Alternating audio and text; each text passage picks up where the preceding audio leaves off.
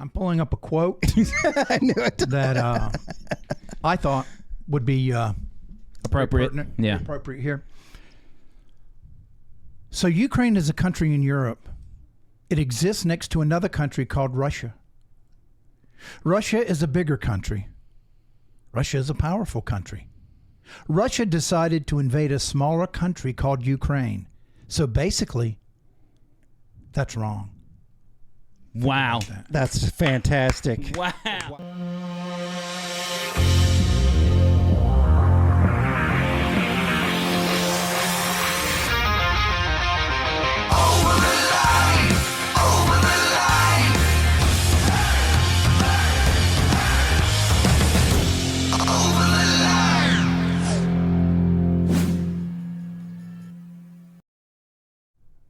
What is that? What did you do to our intro? We're birthday buddies for life. Oh my God. That is so cheesy, John Bird. No, it's not. I mean, it's a nice gesture. I just wasn't expecting it. It just kind of caught me off guard. Well, exactly. I mean, that's the whole thing. Surprise. I it was like surprised. surprise. And did you see how we look like little kids, like we've been friends forever? Of course, I would have been in probably college, and you were running around fourth grade or something. Right. Well, you were my mother's age, so. Yes. Yeah. Okay. Yeah. Well, we can pretend, can't we? I guess so. I was just shocked by it. So kind of give me a heads up next time you do something like that. Okay, I won't. I just wasn't ready. Tony Gaup here. What's up, buddy? As well. Excellent intro, by the way. Thank you.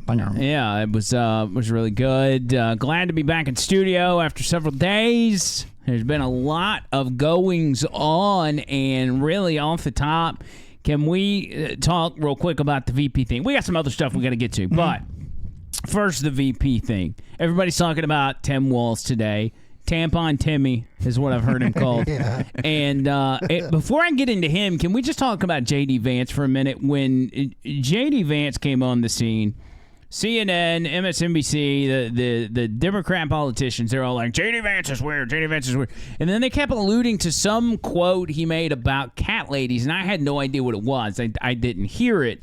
So I had to Google it, and essentially what he said was our country, or the Democrat Party, is essentially run by childless cat ladies, which, is not like he doesn't mean it's technically cat ladies, but like if cat ladies were a spirit animal, they would represent the Democrat Party. I mean, because they're bitter old women, and chances are men didn't want to have anything to do with them because they were so bitter. And I have confirmed that white liberal women are the most obnoxious people on earth, and cat ladies, childless cat ladies. Anyway, so I started looking it up. I found this article, and I don't know who this is. Out SFL. It's probably some weird leftist, maybe gay magazine. And it says, Vance's cat lady comments are really about limiting voting rights. Is everything about limiting voting rights? I feel like every time they get upset about something, here's the quote.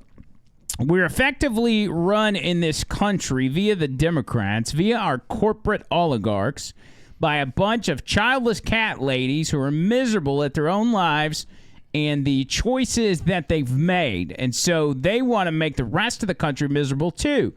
And it's just a basic fact. If you look at Kamala Harris, Pete Buttigieg, AOC, the entire future of the Democrats is controlled by people without children. Where's the lie? Where's the lie? There's not one. There's not one. And as a matter of fact, people were out in the streets not long ago. I mean, this was, we're really just fresh off of Trump picking J.D. Vance as the VP. There were people out in the streets protesting J.D. Vance, and this is what they look like right here. These are J.D. Vance protesters.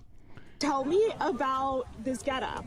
Well, I'm a childless cat lady that J.D. Vance wants to pick on and say that our lives don't matter and that we're miserable. And that's not true. I'm very happy. Remember her thing is I didn't fall out of a coconut tree?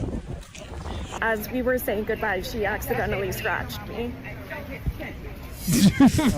That was today, actually. Gosh. And that's not the first time I've seen them doing that, dressing up like cats. And they're like, I'm a childless cat lady. Well, there's the problem. That's why we're saying. If you don't want to be thought of as a catless child lady, don't act like this woman. And don't dress like a cat. No. It's not. Like, people aren't driving by down the street looking at you and going, wonder what she's about because I want to be with her. Like, there's no I'm with her when people see you at all. Man. Leftists are weird, man. Why are they so weird? Why can't they just be I thought normal? J.D. Vance was weird. Yeah, that's the irony in all of it is the fact that they decided their MO was going to be J.D. Vance is weird. Now let's all go dress like cats as 70-year-old women. Good Lord. But weird. I guarantee you that will be a top 3 Halloween costume this year. You think so? Because I'm going. Little spirit package, childless cat lady or whatever it is. Yeah, from the you just store. get the child. Yeah, the little childless. I'm going this one. It's So if J.D. Vance is weird, what does that make this new guy? He's not new. He's the governor of Minnesota, but Tim Walz. We found out today that Kamala Harris has picked Tim Walz, and we talked about it on the radio show. Mm-hmm. This is one of the, if not the most leftist pick Kamala Harris could have made out of the whole field of, the list of people that everybody was talking about. I'm like, wow, what a bozo move. Do you think Kamala Harris made this pick or somebody else? Oh, for sure someone else. Was it Barack Obama? Because, this guy is right up Kamala Harris's alley, but politically, you would want to get somebody that accentuates the candidate's other side. I think they made a choice. They could either have gone with the side of supporting more of the older liberals by getting the Jewish candidate, or they decided to go full woke with this. Well, trying to get the younger folks in. I think what it comes down to, it's a no-win. And this should be the scandal of a century, and nobody will talk about it, at least on the left. I think it was these people, the Democrats, were scared to pick a Jewish guy. Obviously, Josh Shapiro was the one everybody's like, oh, he's going to pick Josh Shapiro out of Pennsylvania, but he's a Jewish guy, and they're like, but is that going to cause problems with the Jew-hating left? Because there's a lot of them. There's people out protesting in the streets from the river to the sea, yada, yada, yada. Mm-hmm. But Josh Shapiro was going to help ease the fears of Jewish voters on the Democrat ticket. But instead of doing that, they went with Tim Walz, who's the governor of Minnesota, which has a giant Muslim population, Somali population, and has pandered to that group to no end. So she's essentially doubled down on the Jew hate with this pick, which is crazy. Is that not the most anti-Semitic thing that anybody's done in presidential politics in a long time? Well, 1 minute they're saying, "Oh yeah, it looks like he's going to be the pick. He's going to be the pick," and then suddenly, he's not. What does this do to the Jewish people that are voting? It's going to be a no-brainer. Go for Trump at this point. Yeah, you can't go with them after they passed up your fellow Jew.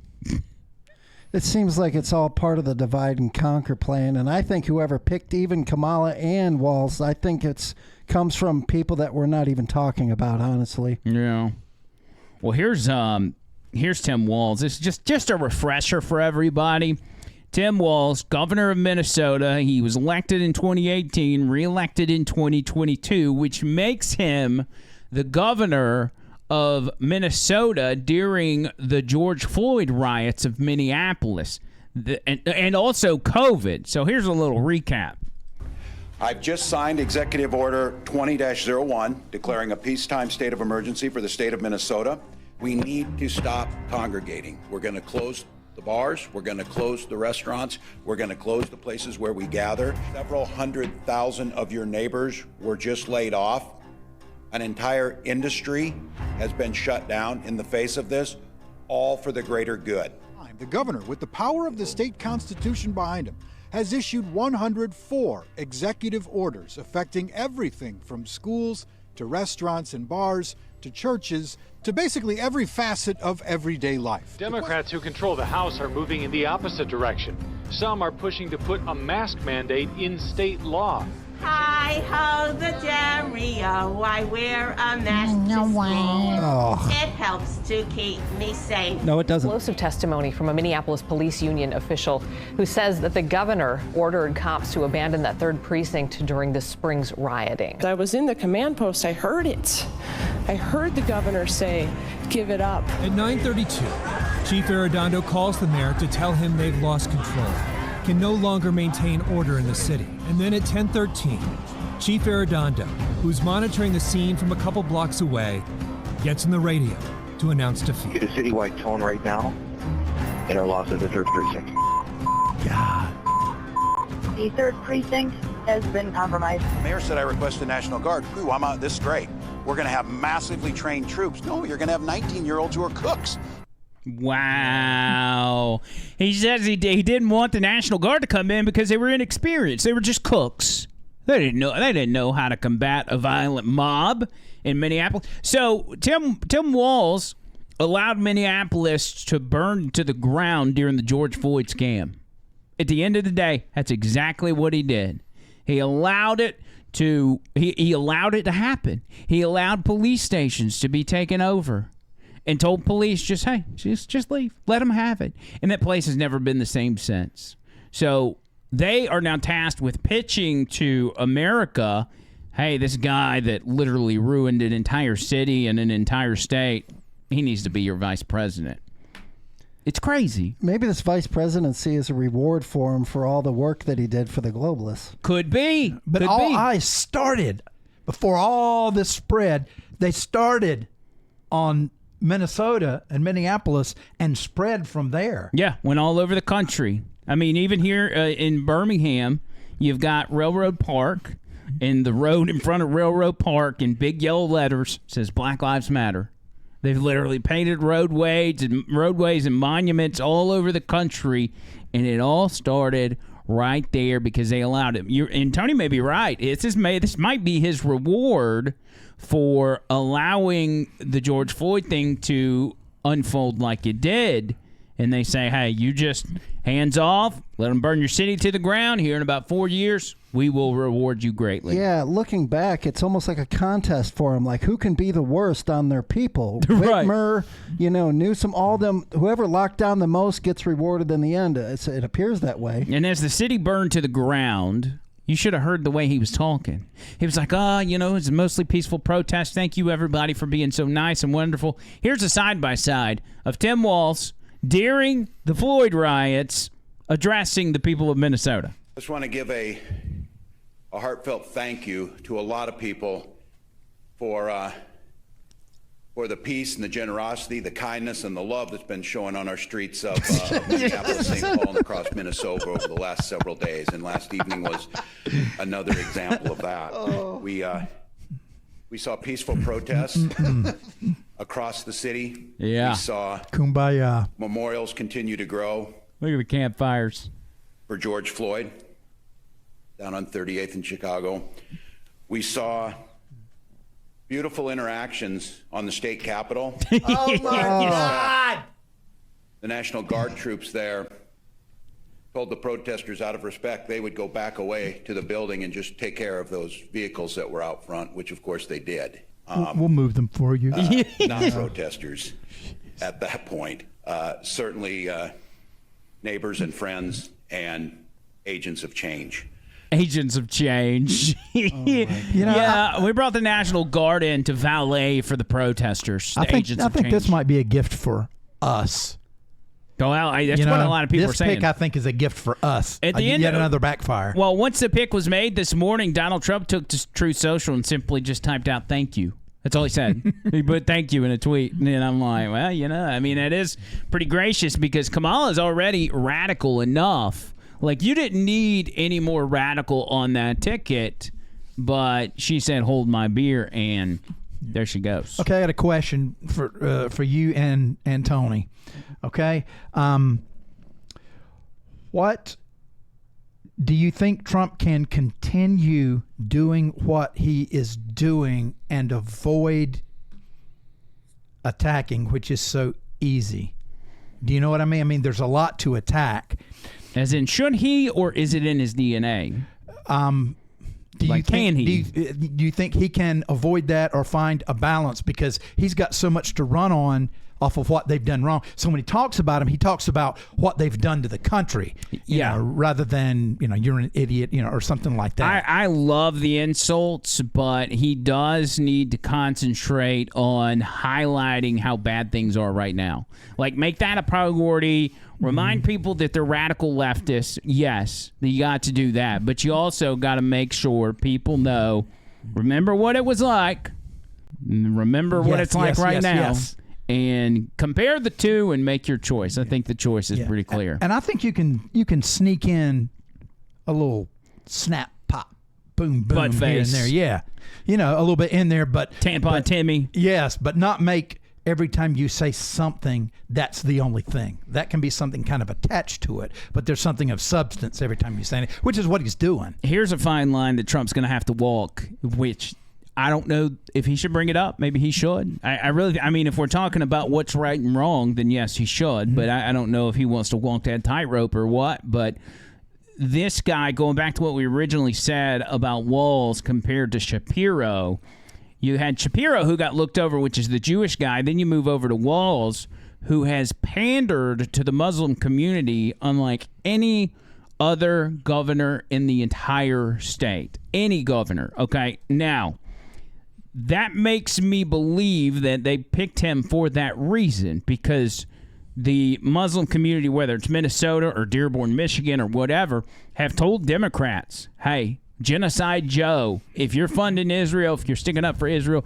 we're not going to vote for you. So they're trying to smooth things over with that community. But if they do that, that's going to polarize them with the Jewish community, which I think this pick does. I think they felt like they had to pick one or the other, and they made their choice. Well, they did. They put themselves in a position where they didn't have a choice. And when you pick Tim Walz, this guy has, again, pandered to, in particular, the Somali community in Minnesota, to the point that he changed the state flag to look like the Somali flag. They changed the literal state flag. Here's a pic. Actually, click on the left side of that. Click that video, and let's watch this video where he unveiled it. Okay. He comes out and he says, "Whoa, wait a minute."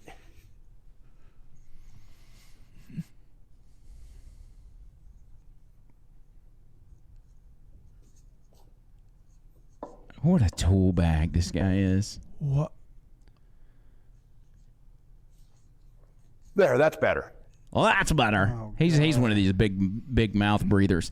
Okay, so click on the right picture. All right, here's the Somali flags. Now compare those two.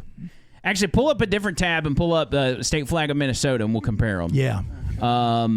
And you can see it's got on the left side, it's that triangle. And then it's got a symbol on the inside, and then the rest of it's solid. So that one right there on the left. This one? Yes, that's the current state flag of Minnesota.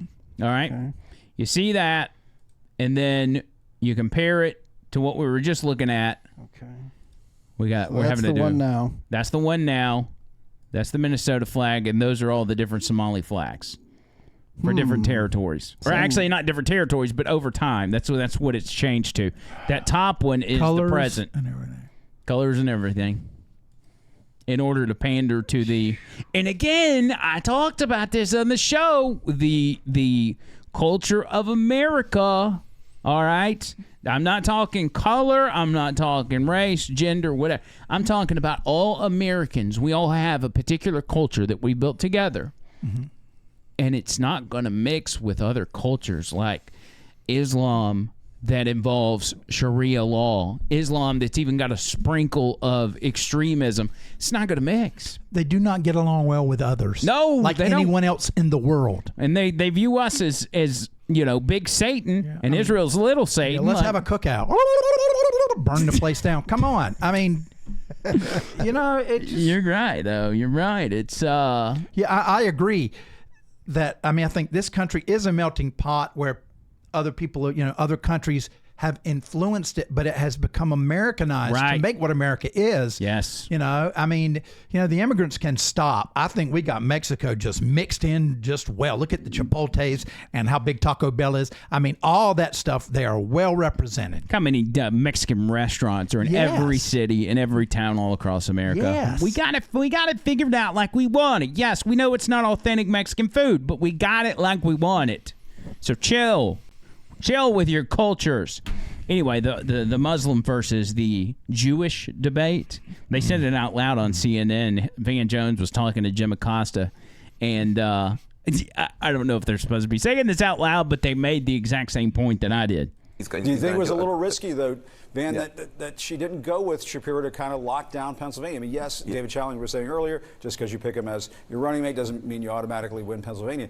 But I got to think it would have helped just a little bit. Hey, listen, the conservatives, the right wing, the Republicans, they were chewing their fingernails down to the knuckle because they were afraid of a Josh Shapiro. They were afraid of a Mark Kelly. They're not as afraid of this new governor because they think they can define him. So here's the challenge you've got in this party. And people don't want to talk about it. We got to talk about it.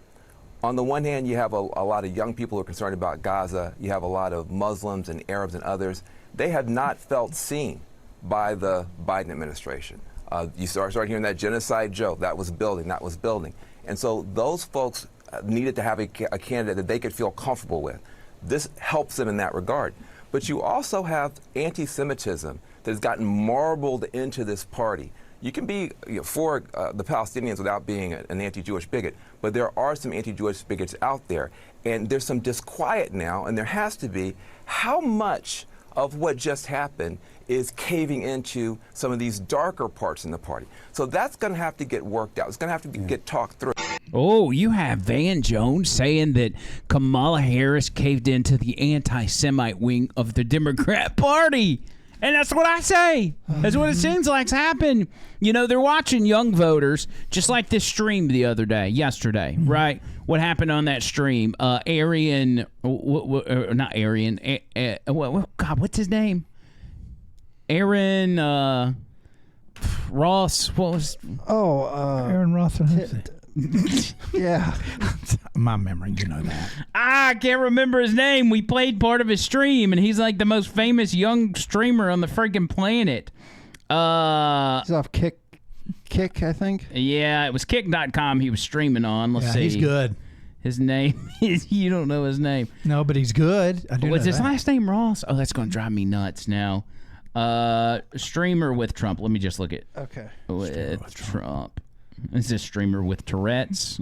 I hate autofill. That would be all. That would be a good stream. Aiden Ross. Aiden Ross. That's okay. what I was thinking. So Aiden Ross, huge streamer. Donald Trump goes on there middle of the day with him yesterday, and they get over 500,000 people watching live. Millions and millions have watched it since. Nobody's ever had a stream like that. And he sat down with him, had a conversation. Gen Zers across the board were watching that and thinking, Trump's actually kind of a cool guy. And so what does Kamala or the Democrats do? They say, well, while he's getting young people, we got to figure out a way to get young people. How about those people in the hijabs and wearing the Arab scarves protesting for Gaza in the street? If we pick Tim Walz, then we could get them. So it's a battle. Just like going with Kamala and claiming she's black is a battle for the black vote that seemed to be going a little bit in Donald Trump's direction. This Tim Walz deal is another thing for them to try to stop the bleeding on young voters. It's all reaction. It's all reactional. All of it is reaction to Trump and what he's doing. That's exactly right. And that tells you when your opponent is reacting to what you're doing, that means you're on offense, they're on defense. And I'll guarantee you that Trump's media team, a lot of young folks on that. I would say probably the majority are going to be younger folks. He brought that Gen one. X, Gen Z. Yeah, he brought one lady up, young girl, younger than me, and she was the one that put that chart together on illegal immigrants where he turned his head and the bullet missed him. Saved his life. This is what he said. He brought her up on stage, and he was like, I just want you to say a few words since you saved my life by making that chart. And she just came up to the mic, and she goes, hi, and then walks off. I was like, yeah, that's pretty good. But yeah, that chart saved his life thanks to a young person. So this is all that stuff's temporary, though. You can't react your way into the White House into a win. So what are they going to do? They're going to do what they did in 2020, and I'm going to try to use. I don't want to label. They're running out of stuff. It's going to eventually have to come to that, and all their eggs are in that basket. Right, and I'm going to try to dance around this real quick because I don't want to get a label on this video if we don't have to. If we do, it's fine. It's whatever. But what they did in 2020, they're trying to do on steroids. They're trying to do it a different way, and in this case, with the amount of people that have come across the border. That equals more names and more bodies that you can, if you can find a way to generate ballots for. Minnesota, Tim Walz just recently signed into law, you guessed it, a bill that allows everyone to get a driver's license. Here's the signing ceremony with, I think this lady's his chief of staff or some sort of wacko. Watch. And I am so honored and so proud and so humbled to stand with folks who have been fighting this fight for decades. Obtaining a driver's license in our society is a gateway to expanded work opportunities, housing options, and community services, and it's how we navigate our lives every day. That's what over 80,000 Minnesotans, because they are Minnesotans, you are Minnesotans, deserve and have waited for. Minnesotans deserve What do you deserve? What did you do to deserve it? Speak the language to take the test. It's just the beginning. Today, the governor is signing this bill. We are signing this bill to make sure that all Minnesotans have opportunities to thrive and succeed. Okay, and honestly, all that's about, I keep having to put my hand in front of my face because my thing, I'm getting too relaxed. At the end of the day, what that's about is creating opportunity, because these people don't care about people and their way of life and their ability to do things. All they're worried about is getting names on voter rolls. Get that power. Democrats have been doing that for a long time. That's nothing new. It's the same song and dance, and that's what's going on here. You're not fooling anybody. If somebody on Capitol Hill, if politicians are telling you they care about you and they're really trying hard to convince you, you can guarantee yourself that they're doing the exact opposite. They're looking to stay in power. That's all it is. So that's in me. That's my short explanation for Tim Walz, since everybody's going to be getting to know him as of late. That's what they're going to try to do this November. But let's just play hypothetical. Say Trump wins in a landslide in November. Okay? Yeah, we're all having fun. This is good news. Country can finally get back on track. Stock market's reacting well. Everybody likes it. But then we go through the rest of November. We go through December. We get through Christmas. And then we get on the other side of New Year's. Then we get to January 6, 2025. We have to certify the election. Who certifies the election in Congress every presidential election cycle? The VP, Kamala Harris. That would be the vice president, who is currently Kamala Harris. Now, you mean to tell me Trump wins in a landslide, and we are supposed to just assume that Kamala Harris is going to give the stamp of approval, even though they told Mike Pence he didn't have a choice? Do we expect Kamala Harris, who is in the race herself, in the race for president, to stamp that approval, to stamp those delegates and say, yeah, Trump rightfully won? Do y'all really think she's going to do that? I mean, the only thing I know is, right, you don't have a choice. If you don't, you are breaking the law. Do you think Democrats care about breaking the law? Then it's a fight. I mean, I don't see how she can say, no, I'm not going to do it. I just don't put up. I tell you what, look at this video of Jamie Raskin right here. This is from just a day or two ago, and him talking about if Trump were to win, what they would have to do on January 6th. Again, it's necessary, but it's not sufficient, because what can be put into the Constitution can slip away from you very quickly. And the greatest example going on right now before our very eyes is Section 3 of the 14th Amendment, which they're just disappearing with a magic wand, as if it doesn't exist, even though it could not be clearer what it's stating. And so They want to kick it to Congress, so it's going to be up to us on January 6, 2025 to tell the rampaging Trump mobs that he's disqualified. And then we need bodyguards for everybody in Civil War conditions, all because the 9 justices, not all of them, but these justices who have not many cases to look at every year, not that much work to do, a huge staff, great protection, simply do not want to do their job. Think about that. So he says we're going to have to implement Civil War conditions? Huh? He says we're going to have to let the Trumpers know, even though your candidate won, even though y'all voted for him, he's disqualified by the 14th Amendment. We cannot constitutionally allow him to take office. So tough. And he says once we do that, guess what? We'll all get protection. We'll all get our bodyguards together, and we'll be safe. And y'all can just duke it out on the streets. That's exactly what he said. See you, cuz. We're going to go to our bunker. It reminds me of the UK a little bit, which we won't get into, but it's just amazing how they can do this. And it seems like all this divide and conquer stuff has been pushing us closer and closer to that term Civil War, which Tim Pool called out months ago, saying that that's what he thought we were, going to have.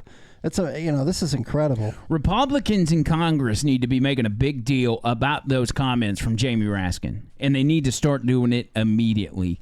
Make a big deal, put together committees, investigate this stuff, and say, we're letting the American people know that y'all are trying to create a coup in case Donald Trump is duly elected by the people of this country, and we got our eye on you. Don't let them, because this is how they got you in 2020. Nobody was ready for it. Right. They got election day happened. You had 2 months to figure out what had happened because you didn't expect it, and then it was just not enough time.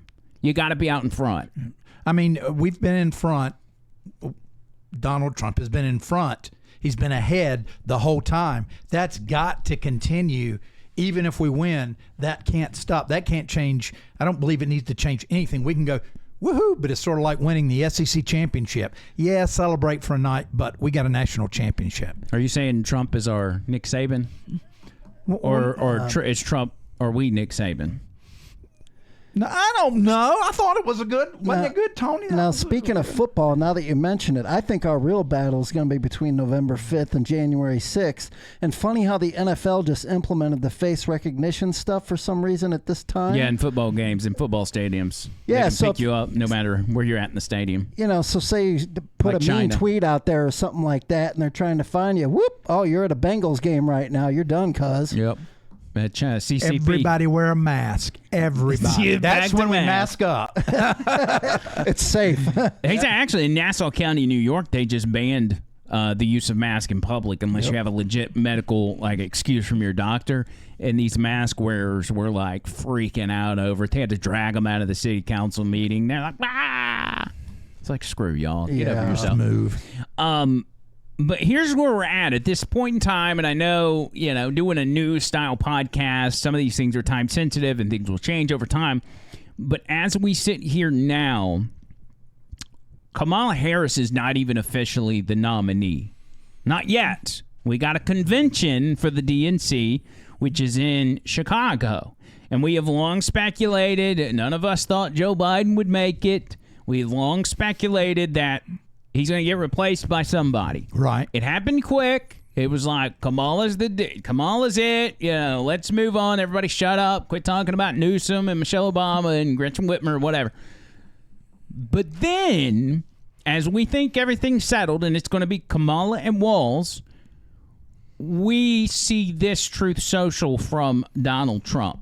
And he says, what are the chances that crooked Joe Biden, the worst president in history of the U.S., whose presidency was unconstitutionally stolen from him by Kamala. I don't know if that was a typo or he's trying to allude to something. Kamala, Barack Hussein Obama, Crazy Nancy Pelosi, Shifty Adam Schiff, Crying Chuck Schumer, and others on the lunatic left crashes the Democrat National Convention and tries to take back the nomination, beginning with challenging me to another debate. He feels that he made a historically tragic mistake by handing over the U.S. presidency, a coup to the people in the world he hates the most, and he wants it back Now, Donald Trump doesn't say things that he just makes up off the top of his head. He has heard something somewhere that is leading him to believe, and maybe it's just some murmurs or some reports or whatever, but there's something that's leading him to believe that Joe Biden or Jill Biden or Hunter Biden are actively working to weasel their way back into the mix somehow. What is that going to do to, other than their lunatic base, what is that going to do to the left fringes? You know, I mean, you know, the ones that are like, what's, okay, we'll support Kamala. And then this happens. I mean, you know, they've got to look at it and say, good God, this thing is just completely unstable. Now, I think that if they don't feel like they have it on lockdown with Kamala and the other guy, what if Michelle whips it out, or what if they whip out Michelle? You know, those are two very different things. Yes, they are. I mean, if they whip out Michelle there at the end, that would be another Kamala craze all over again with Michelle, and they wouldn't have much time to combat that after the convention. Yeah, it's fascinating. I've never seen the Democrat Party in this amount of disarray like they are now. No. And we're so used to them being 12 steps ahead, it's hard to imagine that they don't have some grand plan and everything's working as planned for them.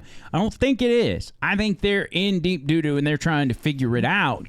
And maybe they will, but they have created a disaster because they stuck with Joe Biden a little too long. They created a disaster by picking Joe Biden in the first place in 2020 because they know how stubborn he is. They knew he was losing it, and maybe they assumed he would relinquish power pretty easily because even when he first announced he was running again, everybody was kind of like, what? You sure? You sure you're going to do that? And he's like, yeah, I'm good. And so everybody's like, okay, yeah, Joe Biden.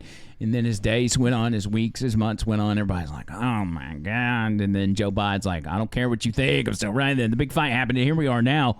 I don't know what's going to happen. I personally think their plan got screwed up on July 13th. I'll say it. Oh, wait, that's the big one because that would have solved all their problems. Yes, it would have. All this candidate stuff wouldn't have mattered. They'd have been like, yeah, we'll put Joe Biden up against Nikki Haley. Joe Biden could beat Nikki Haley because we wouldn't be motivated to vote for Nikki Haley. And mysteriously, certain reporters and stuff said, oh, give it another week. And it just happened to be the week right before July 13th and all this. It just seems too orchestrated to me. I heard, and I never did go and look this up to confirm it, but that CNN was carrying that rally that day of the Trump assassination attempt.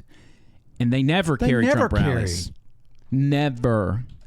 And I just saw people post that online. I didn't go to actually confirm it to see if it was true. But, yeah, let's hit the Google machine. I don't know if it'll tell us. Yeah, we got to remember Google's. July 17th, July 18th. No. July 13th, coverage of the Trump assassination attempt. That's just coverage on the backside. Yeah. There's probably no way to find out, really, unless somebody's got a screenshot and a timestamp. Anyway, it's irrelevant because we know this thing was. How do I say? I was trying to say orchestrated. Yeah, but I was trying to say that in Pig Latin, and I can't figure out where to put the O. Straight at orc. Straight at Orque. Straight at Orque. Yeah, that's it. That's the one. Look, the Democrats are losing. Kamala Harris is losing. Tim Walz is losing. I can't wait to get parity into him, man. This is like Christmas time. Well, there's so much losing going around on the left. Even the feds are losing because a report came out this afternoon that the feds have to give the QAnon shaman his headdress with the horns and his spear back. Yeah! That's how much they're losing at this point. Oh, yeah, here you go. At the feds must return spear, horned helmet to January 6th riot or QAnon shaman, according to judge. Click that link, that blue link above the picture. Okay. This is, that's good. We got to get him back on the show. Yeah, he was awesome.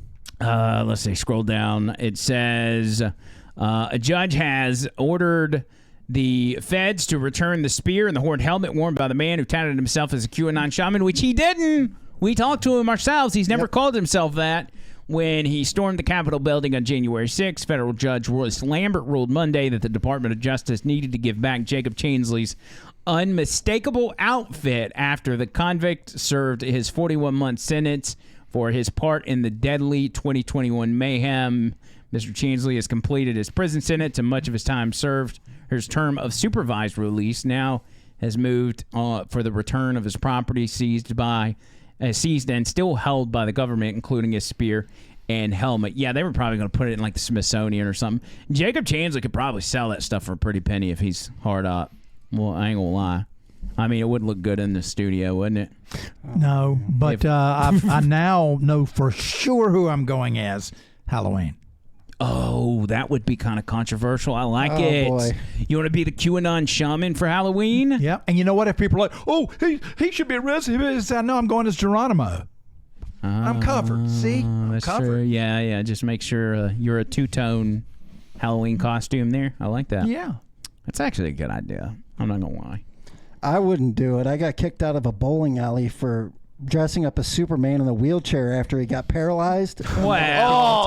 Tony. God. It was the irony of it, you know? Tony. Man.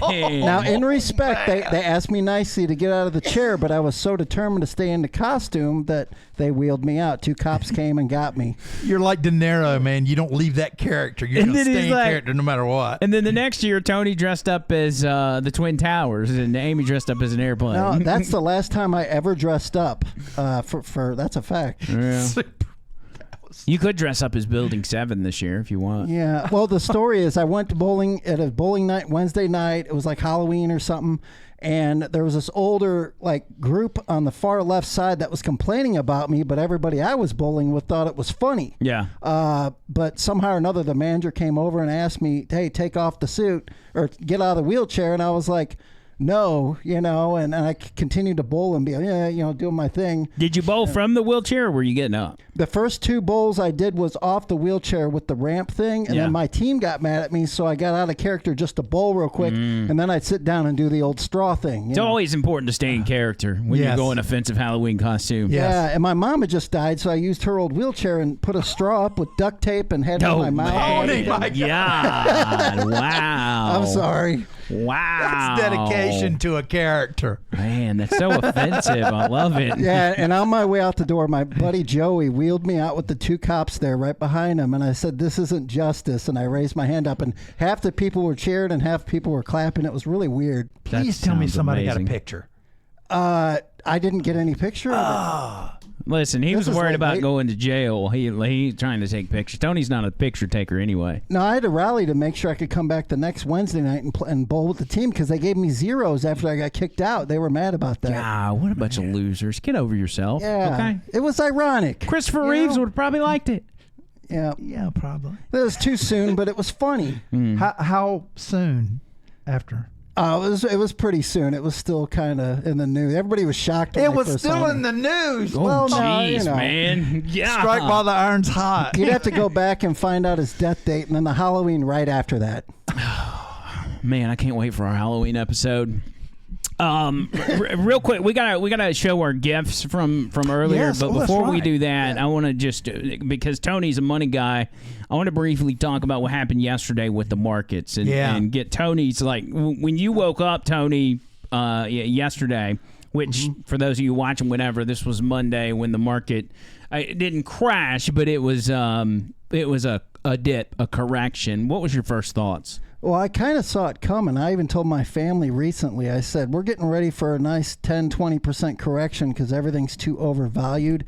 I'll pull up this chart right here. And we had $2 trillion in wealth lost over that day, right? Right, and it's going to continue more later. However, I pulled up this chart here. This is the 200-day moving average, so that means we're technically still in a bull market. But my signal for buy hasn't come on yet, so really this is the buy of the dip, but it's going to make one of these moves and go back down and become a bear market. However, the big correction is going to be once they lower the interest rates is when you're going to see every time they lower interest rates after a period of maintaining a high interest rate, they lower it, and then there's a peak. Retail investors come in, they buy, thinking life is good, and the big money sells to those people, and then there's a big dip afterwards, and it's happened every time. .com bubble, financial crisis 2008, and then also with the COOF. Is there a chance that they cut interest rates before the September meeting as like an emergency rate cut deal. Okay, if I'm the Federal Reserve and I'm in with the globalists, you want to try to hold out as long as you can until you have no choice but to cut the rates, because you know what happens right after that. That's when the markets go down.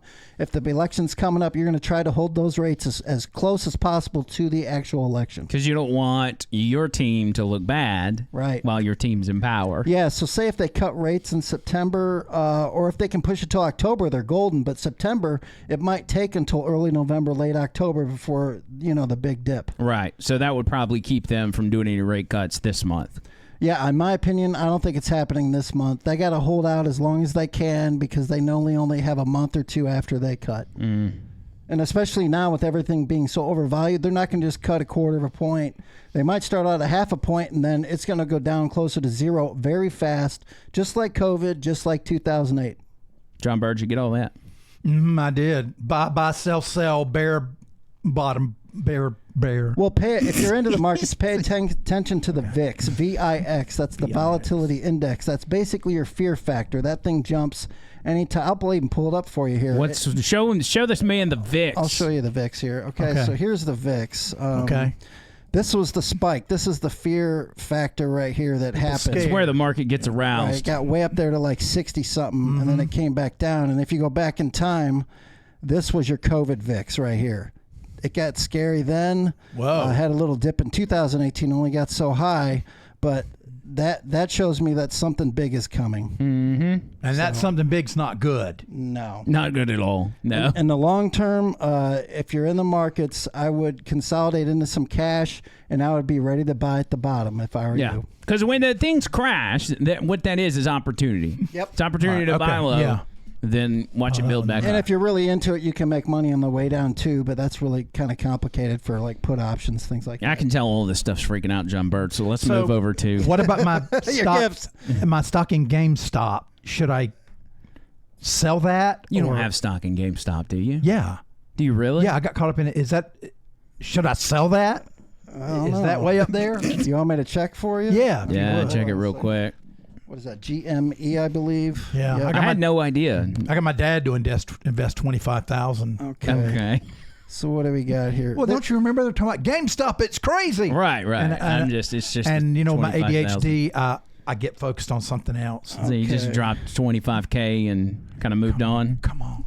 Now, right now, you're in a bull market, barely. It all depends on what it does on this blue line. If it comes down, tests the blue line, and goes back up, you're golden because you're still. It's the way the charts work. If it gets below this blue line and candle closes below her, this is done the daily, which means every candle is 1 day. So if it gets below this low line, closes, and continues, it's going to go down, probably back to these resistant levels, 12, 13, 14, stuff like that. So it's not this bad is the VIX. news. Hold on a second. I just typed in game. Why is it not doing that? Crazy. Oh, yeah, we're doing it backwards on the VIC. Yeah. Got to reverse it. Glad I got rid of Kmart. No, that is GameStop. I had it right. I'm sorry. Okay. All right. Sorry about that.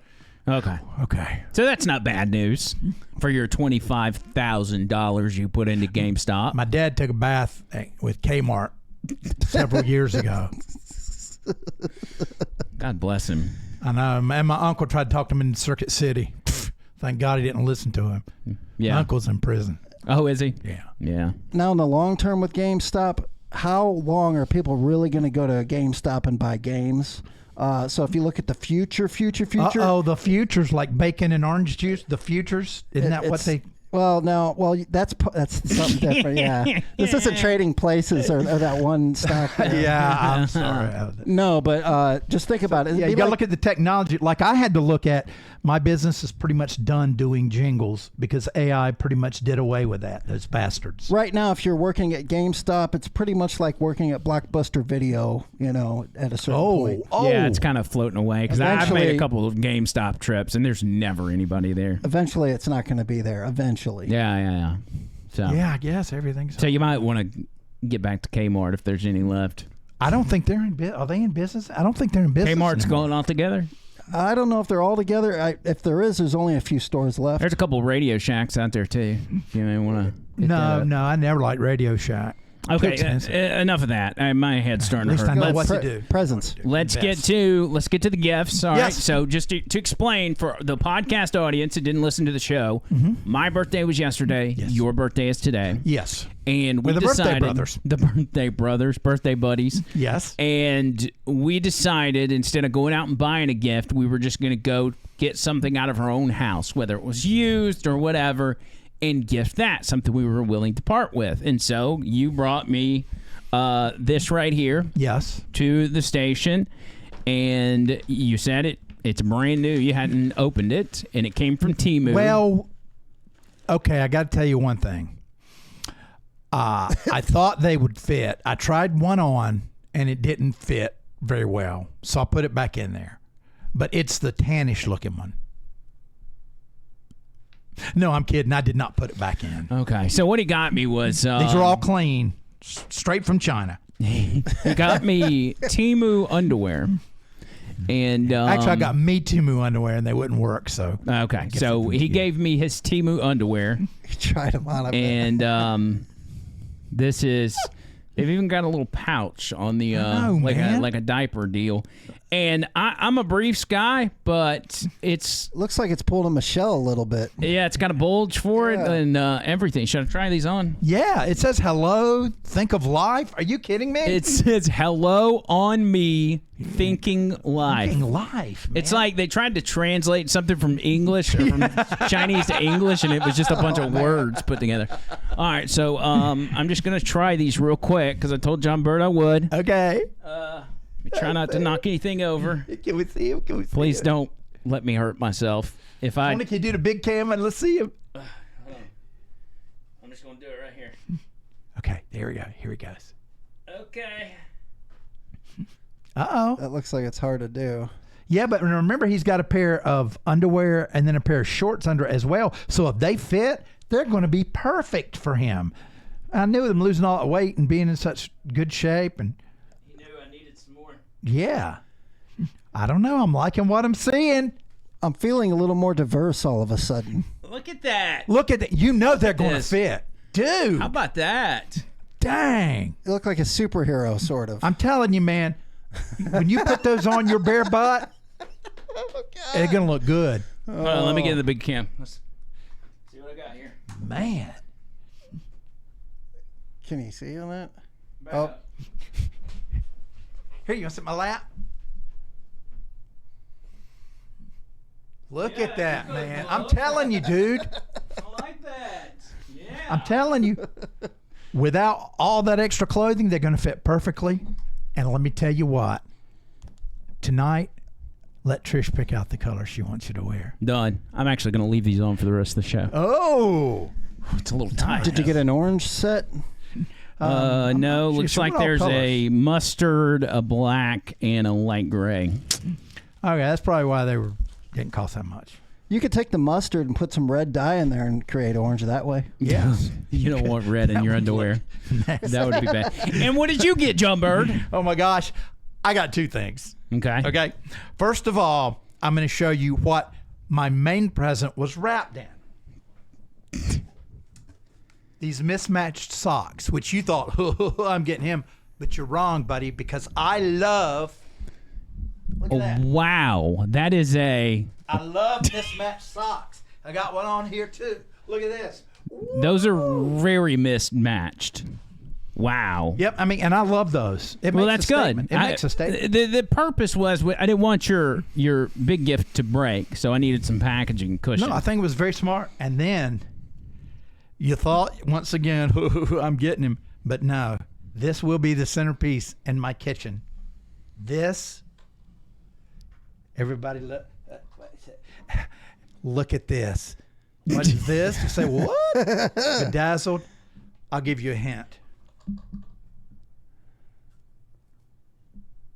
There's a Libby's advertisement for you. You think he's like, let me give you a hint. It's a bedazzled can opener. Wow. Very stylish. And it works. Oh my gosh. And what do I have here? Look, it holds on to it. Look at those green beans. They're delicious. Wow. Take a sip of that. Oh, that's gross. Oh, God. It's like 3 years expired. No, I'm kidding. Yeah, well, hold on. Let me look at the date. I'm kidding. No, it's still okay. It's like 6 months. Yeah, I think so. Well, I'm cooking them and eating them tonight. Oh, I can't even read the date. I was hoping they were really old. Well, that was a real nice gift, Andrew. That was Yeah, I wish Tony's birthday would have been a little closer. I guess it kind of was, but he was out of town, and I just completely dropped the ball. And I told him happy birthday like 2 days later, and I still feel bad about that. Well, the last 2 years you let me on the actual radio show, so That's thanks true. again for that. You know. We always have a good time. All right, I think. Do we got anything else? We need to. I'm honestly, I'm gonna have to get out of this underwear in a minute, so we need to go. While you're getting out of the underwear, let me read a quote real quick. Tony got final words. Quotes. Yeah, two quotes. One, the world will not be destroyed by those who do evil, but by those who watch them without doing anything, is the first one I'd like to say. And that was by Albert Einstein. Good quote. And this is probably the most important quote out of all of them. This is back in 1916, 3 years after Woodrow Wilson signed in the Federal Reserve Act, which basically changed all of our lives forever.